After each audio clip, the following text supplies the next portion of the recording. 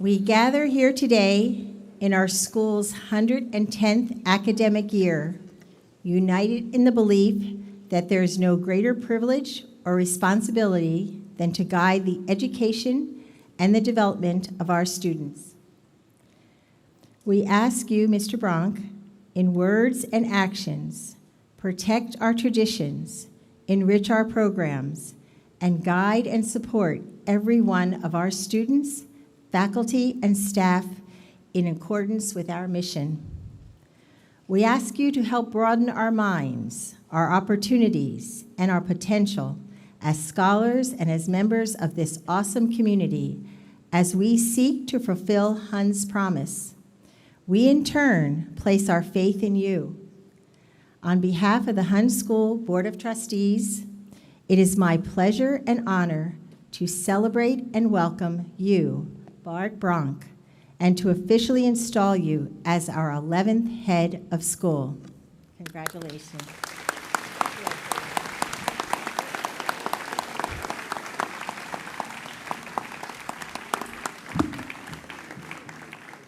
It is an honor and a privilege to join the Hun School community and to work on advancing the school's noble mission with the many wonderful colleagues, dedicated trustees, and generous supporters and friends gathered here today. A special welcome, of course, to the 691 Hun Raiders who are assembled here on the lawn. You are why all of us are here, and I can't wait to see how your talents and ambitions express themselves in and beyond this joyful, warm community.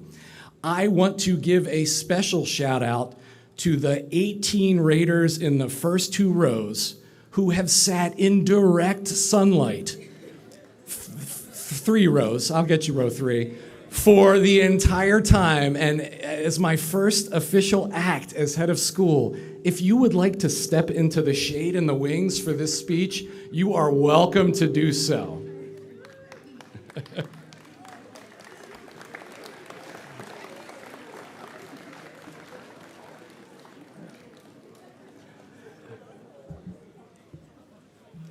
Now, you may not know this, but the school leadership transition cycle is strange when it comes to timing. Most new heads of school begin their work on July 1st, a time of year which is quite possibly the very quietest moment on school calendars and campuses. This year, July 1st fell on a holiday weekend, so I arrived on July 5th to an eerily quiet campus in which the vast majority of my colleagues were on vacation. I was left wondering about that age-old question: if a nervous new head of school sobs on a totally empty campus, does he make a sound? I spent much of the quiet summer as a bachelor, as my wife Chrissy and kids Amelia and Charlie lagged behind in Michigan to finish their commitments there. I devoted a good bit of time to jogging around campus and in town, getting to know this lovely community. I quickly learned that Princeton is rich in 2 resources that are absent in Detroit: hills and soul-crushing humidity, apropos of today's weather. On one particularly steamy July morning, I was struggling along the towpath towards Lake Carnegie and saw a family fantastically failing to navigate the canal in boats. In the moment, I was struck that there is perhaps no better metaphor for the opening of a school year and perhaps the journey of education itself than that reliable stanchion of orientation programs everywhere, the group canoe trip. Now, I'm sure some of you groaned internally, or perhaps aloud at the thought of that exercise, while others perhaps had a positive reaction, which speaks to the prominent place in our psyches that such experiences can hold. My first opportunity at the group canoe trip came at Camp Occonequin in Medford, New Jersey, on the 6th grade camping trip with Mount Laurel Public Schools. I am afraid to say that I actually did not make it to the canoe. The night before our launch, I attempted to start a pillow fight in the cabin by assailing my friend in the bottom bunk. Now understand that I was a poor student and especially distracted in science class, so I didn't have a grasp of basic concepts like inertia, momentum, and gravity, and miscalculated my attack, which resulted in a headfirst tumble off top bunk and a seriously broken collarbone. Here is the first lesson of the canoe trip. Don't do anything that prevents you from getting in the canoe. Be safe, make good choices, take care of yourself and others, seek pillow truces, choose bottom bunk. Fortunately, in my career in education, I've gotten to actually participate in several other canoe trips. There was the senior retreat at Church Farm School, a team-building outing in my museum days at the Franklin Institute, and the several trips I chaperoned in my decade in Michigan. In fact, after my rough start, I think I've become something of an expert on group canoe trips. And here's what I've come to learn. There are 3 major types of canoes on every group canoe trip. The first is the fast canoe. These type A personalities sprint to each other during the canoe crew selection process. They have planned for weeks who will be in their watercraft. They've usually got a couple experienced rowers, veritable canoe experts, and at minimum, someone who did pay attention in physical science and understands fluid dynamics and steering and would never, ever fall out of top bunk. They get in the canoe and they take off, paddling in frenetic but perfect rhythm, like a dragon boat on the Schuylkill River, with the single-minded goal of getting to the end first. Nobody said it's a race, but nobody said it wasn't either. This canoe finishes with sore arms and sore shoulders. Raise your hand if you think that's your boat. Okay.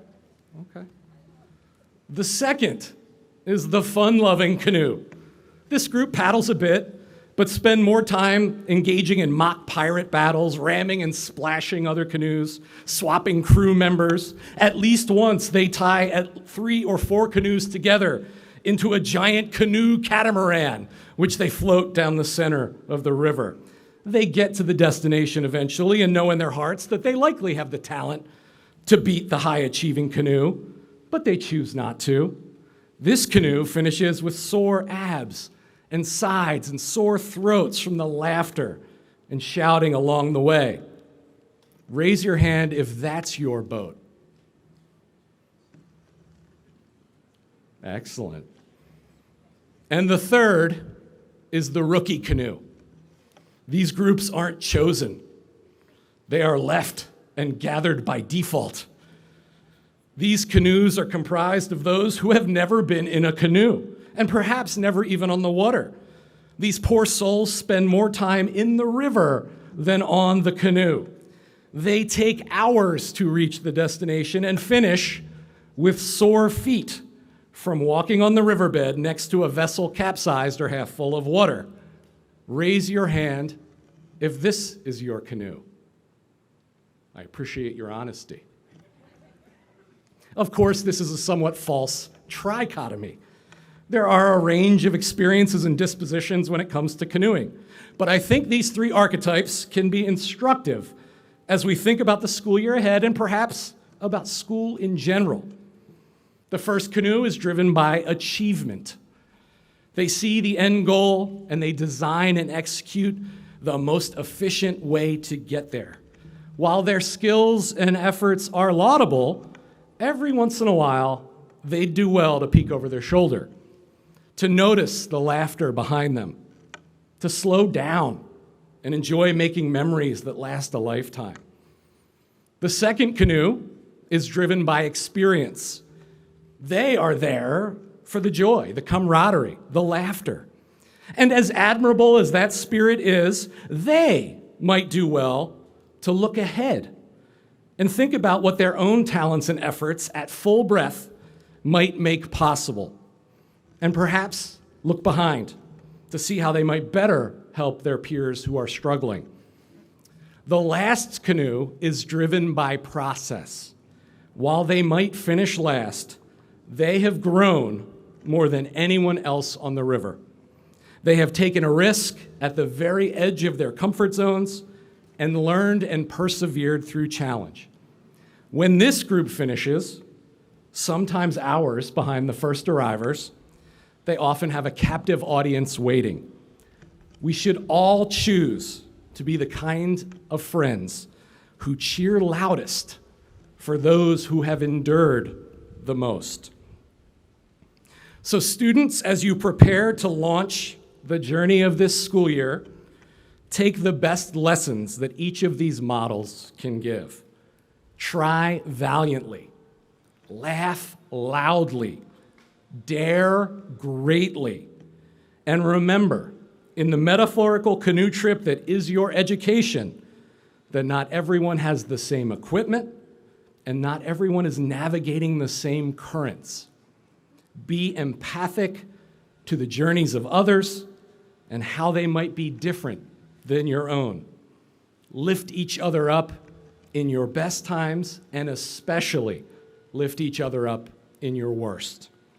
Parents and families, your place in this metaphor, and I say this as a fellow parent with love in my heart, is on the riverbank, cheering your kids on.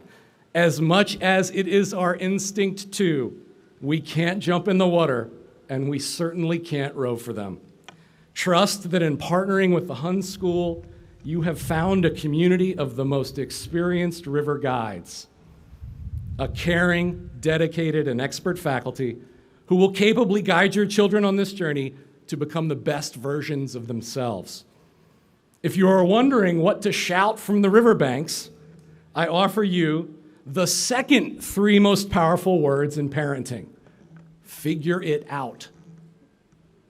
The first three, of course, are I love you. And finally, one last lesson apropos of today's weather: beware of the sun. That's actually not a metaphor. I promise you, there is no sunburn like a canoe trip sunburn. Yes, we care deeply about your intellectual and academic development, but we also care about your dermatological health. And since wear sunscreen is something of a cliche in school speeches at this point, instead, I'll end with the admonition that you should invest in a good boating hat. In fact, I think we can do one better. I think we'll give each of you a good boating hat.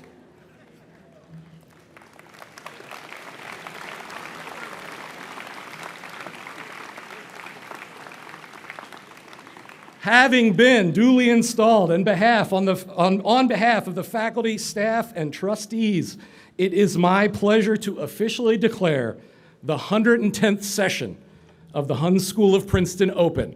Let's have a wonderful year, and let's go Raiders!